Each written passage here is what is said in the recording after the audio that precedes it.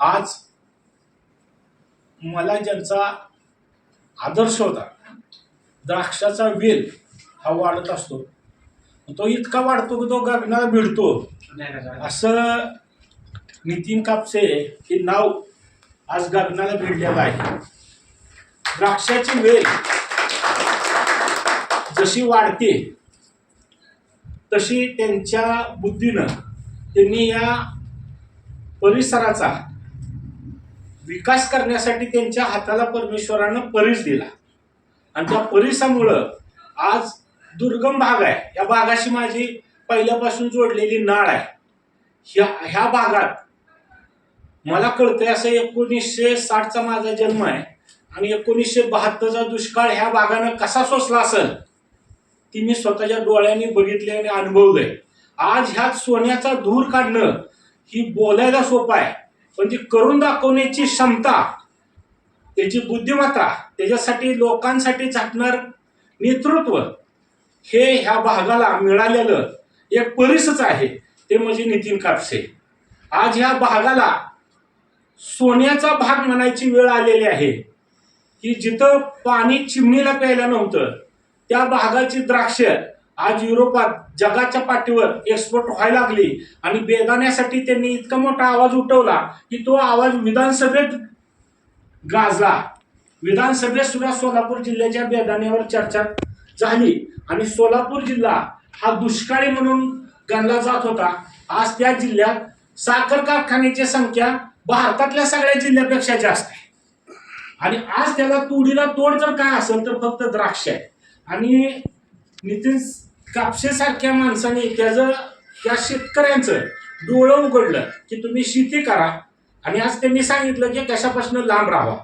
ज्या गोष्टी आपण शेतकऱ्यांनी करायलाच न पाहिजे, त्याला शिवायला न पाहिजे, त्या गोष्टी जर आपण केल्या आणि कापसे सरांचं मार्गदर्शन घेतलं तर अजून इथनं पुढे 10 पिढ्या अशा निघत्या की कुणाला रामराम घालायची सुद्धा गरज भासणार नाही. आणि जो शेतकरी आज केळीनं स्वयंभू केला, 2001ला सोलापूर जिल्ह्यात प्रथम मी केळीची लागवड केली त्यावेळी मला सुद्धा बऱ्याच लोकांनी वेड्यात काढलं की केळीची कुठे शेती नसते आणि आपल्या भागात ती नव्हती. तर अशा दुष्काळी सोलापूर जिल्ह्यात आज केळीमुळं भारतात सगळ्यात जास्त परकीय चलन निर्माण करणारा केळी पीक हे ठरले. आज त्यांनी सांगितले की तुम्ही कुठलीही फळबागा करा. तर आता केळीचं असं झाले की दुधासारखं झाले. भारतात जेवढ्या योजना स्वतंत्र झाल्यानंतर जेवढ्या राबवल्या गेल्या त्यात फक्त एकच योजना आहे, दूध महापूर योजना, की जी सक्सेस झाली. आज त्या दुधानंतर जर काय होईल तर केळी जो निर्यातक्षम ग्रुप काढलेला आहे त्या ग्रुपच्या माध्यमातून ह्याचा सुद्धा महापूर येईल. आणि केळीला अजून एक माझ्या डोक्यात आहे, आता ती किती सक्सेस होईल मला माहित नाही, पण जसं दूध टेट्रापॅक झालं तशी जर केळी टेट्रापॅक झाली तर ह्या जगात केळी इतकं महत्व कशाला जाणार नाही.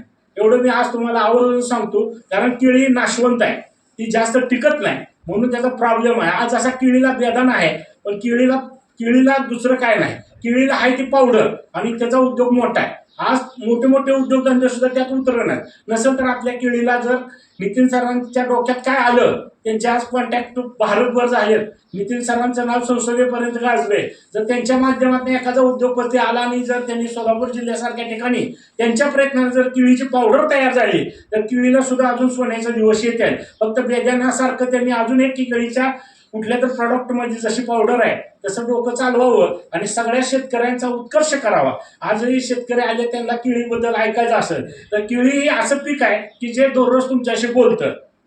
जसं आता सरांशी द्राक्षाचा वेल बोलतो तसा तुमच्याशी केळी दररोज बोलते, फक्त तुम्ही तिथं गेलं पाहिजे. आता येताना वायचे सरांबरोबर आमची खताची चर्चा झाली तर केळीला सगळ्यात जर चांगलं आणि लगेच पचणारं खत कुठलं असेल तर त्या मालकाच्या पायाची धूळ.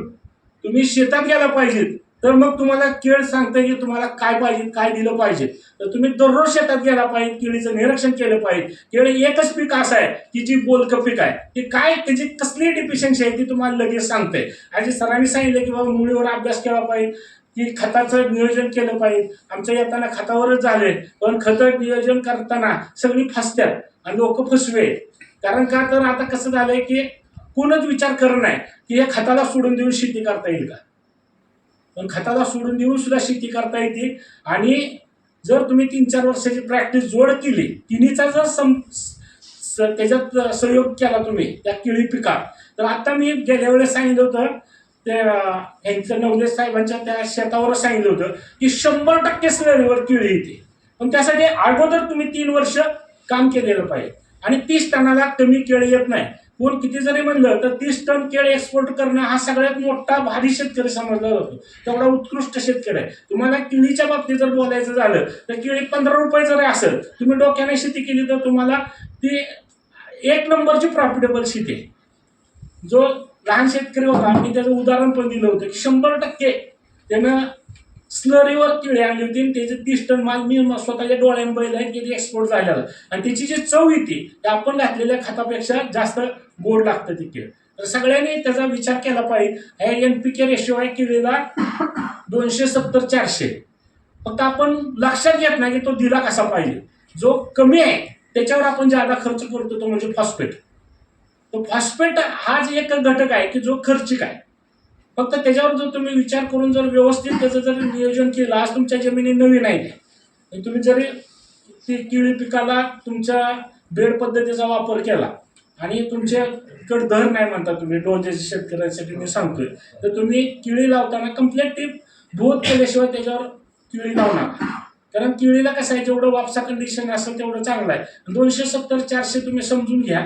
ती जर समजून घेतलं तर तुम्हाला कुठल्या खतानं आपलं कमी खर्चाचं पीक जर असेल तर केळी आहे, पण ती तुम्ही नियोजनाने केली पाहिजे. पाठीमागे आपलं बोलताना मला वाटतं नवले सरांच्या प्लॉटवरच आपली चर्चा झाली होती. तर आता येताना सुद्धा त्याच्यावर चर्चा झाली की तुम्ही फॉस्फेटला कमी करा. फॉस्फेटला कमी करा म्हणजे जादा किमतीचं फॉस्फेट त्यात टाकू नका. तुम्ही सल्फ्युरिक ॲसिडचा वापर करा. सल्फ्युरिक ॲसिड MOP बरोबर सहयोग पावल्यानंतर SOP तयार होते. SOP घेऊ नका. तुम्हाला जेवढं काय करायचं आहे तेवढं कमी खर्चातलं पीक घ्या.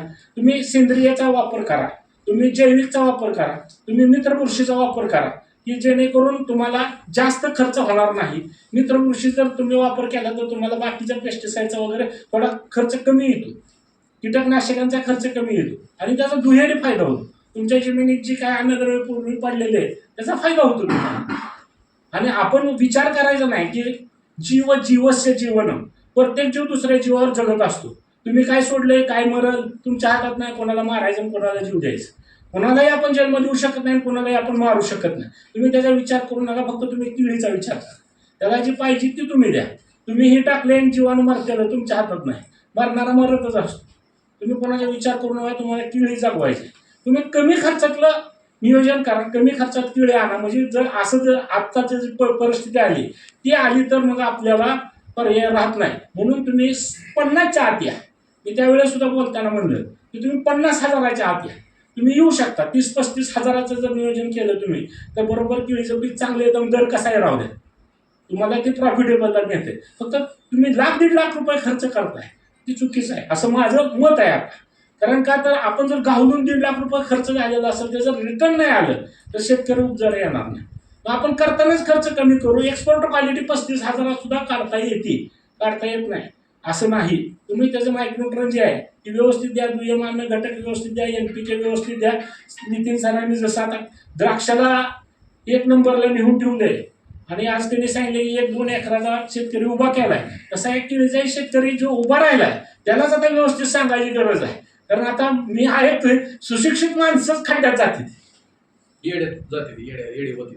म्हणजे आपण येड्याला येडं म्हणायची परिस्थिती राहिली नाही. जो ज्यादा शिकलाय, जो ज्यादा हुशार आहे तोच वेड्यात निघतो. कारण तसा समाजात माणसं आहे ती माणसं बरोबर फसवते.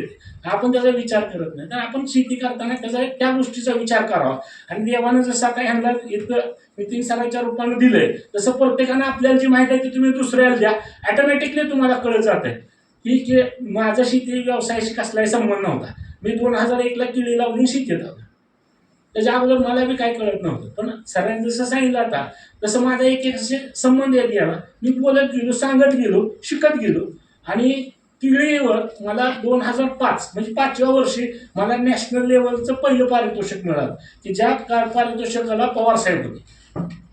पवार साहेबांच्या हस्ते मला त्या कार्यक्रमात मला काहीही माहीत नसताना मी डायरेक्ट शेती केळीचीच केली आणि त्यात मला 5व्या वर्षी नॅशनल लेवलचं अवॉर्ड मिळालं 2010 साली, जे आता 3 लागवड आली आहे हिची मला उद्यान रत्न म्हणून त्यावेळी बेंगलोरला पुरस्कार मिळाला 2010ला.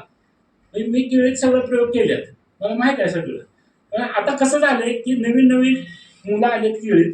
जर तुम्ही सगळा अभ्यास करून केळी केली तर केळी सुद्धा आपलं जे सरांनी सांगितलं की युरोप मार्केटला ही होईल तर 1 नंबर केळी चालेल.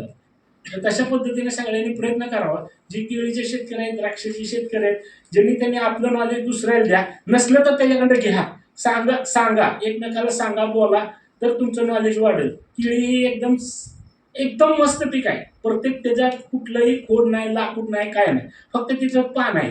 आणि फक्त तुम्हाला त्याचा, मी पाठीमागं पण बोललो होतो की तुम्हाला पहिल्या 3 महिन्यात काय करायचं नाही, मधल्या 3 महिन्यात त्याचं सगळं निरीक्षण करायचं आहे आणि शेवटचे 3 महिने त्याची काळजी घ्यायची.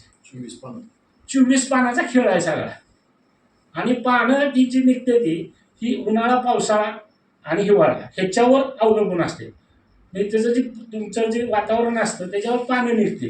ते तुम्ही पानाचं निरीक्षण केलं पाहिजे की कोणत्या मोसममध्ये की बाबा 4 दिवसाला एक पान निघते, कुठं 6 दिवसाला निघते आणि कुठं 7 दिवसाला निघते. एकदा ते तुम्हाला कळून गेलं की केळी बोलकं पीक आहे, तुम्ही जसं त्याला खायला घालचाल तसं ती खाते, तसं ती वाढते, त्याचा जी इफेक्ट आहे ती सगळं दाखवते. आता सरांनी सांगितलं तर 10 प्रकारचे व्हायरस आहेत आणि आपल्याकडे त्यातले 2-3च व्हायरस आहेत. केळीत 10 प्रकारचे व्हायरस येते आणि आपल्याकडे पंचटापू येते आणि CMU येते. या दोन्हीचाच आपल्याकडे जास्त प्रादुर्भाव जास्त आहे.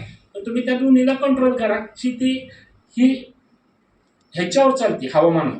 जसं ह्याचं द्राक्षाचं हवामान आहे तसं केळीचं सुद्धा एक हवामान आहे. मार्केटचा अभ्यास करा आणि केळीला जसं आपण व्हाईट फ्रूटला लक्ष देतो, सहज म्हणून आपण सगळे शब्द इंग्लिशमध्ये वापरतो. कुठलाही शब्द घ्या तर ते इंग्लिशमध्ये वापरतो. जसं आपण इंग्लिश न येता सुद्धा एखादा शेतकरी सगळं आपल्याला इंग्लिशमधली नावं सांगतो, तसं तुम्ही सांगायला शिका, बोलायला शिका. आणि एकमेकाला आता जसं ग्रुप आहे, आता 2 जण आले तसं, आता हे जसं आमचा ग्रुप झाला आहे केळीचं, तसं ग्रुपनं केलेली शेतीच आपल्याला पुढे नेणार आहे, तारणार आहे. नितीन सरासारख्या माणसांचं आपल्याला योगदान मिळणार आहे. तर सगळ्यांनी त्याचा फायदा घ्यावा, सगळ्याचा उत्कर्ष व्हावा, एवढं बोलून देऊ शकतो.